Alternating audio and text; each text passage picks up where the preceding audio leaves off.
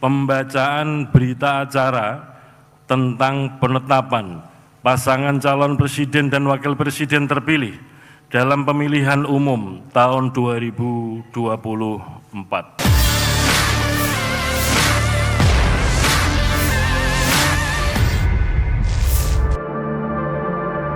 Pihak Komisi Pemilihan Umum atau KPU Republik Indonesia menetapkan Capres-Cawapres nomor urut 2 Prabowo Subianto dan Gibran Rakabuming Raka sebagai Presiden dan Wakil Presiden terpilih hasil Pilpres 2024 sesuai jadwal semula pada Rabu 24 April 2024.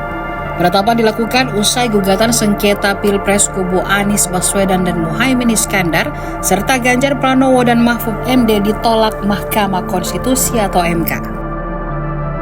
Komisi Pemilihan Umum menetapkan pasangan calon presiden dan wakil presiden nomor urut 2 Bapak Haji Prabowo Subianto dan Bapak Gibran Rakabuming Raka sebagai pasangan calon presiden dan wakil presiden terpilih periode tahun 2024 sampai dengan tahun 2029.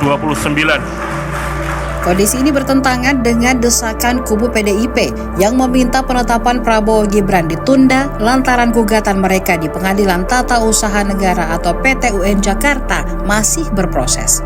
Anggota KPU Republik Indonesia Idan Holik pada Selasa 23 April 2024 malam menyatakan bahwa permintaan PDIP itu tidak tepat. Menurut Idam, pasca pengucapan putusan MK atas perselisihan hasil Pilpres kemarin, kini sudah tidak ada lagi lembaga peradilan dalam sistem keadilan pemilu yang bisa membatalkan keputusan KPU nomor 360 tahun 2024 tentang penetapan hasil pemilu 2024 secara nasional.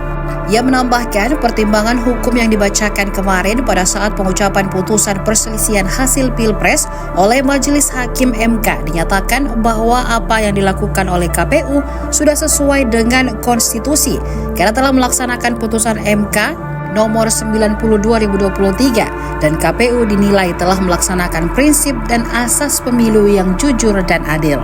Dalam gugatannya ke MK, baik Anies Baswedan, Muhaimin Iskandar, dan Ganjar Mahfud sama-sama meminta agar Prabowo Gibran didiskualifikasi dan digelar pemungutan suara ulang.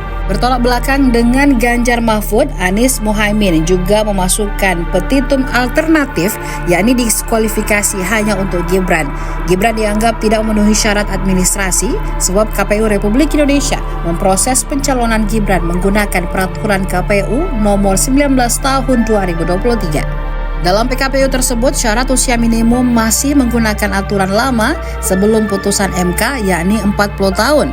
Hal inilah yang menjadi salah satu pokok gugatan PDIP ke PT UN Jakarta meski MK menyatakan tidak ada pelanggaran yang dilakukan KPU Republik Indonesia dalam hal menerima pencalonan Gibran.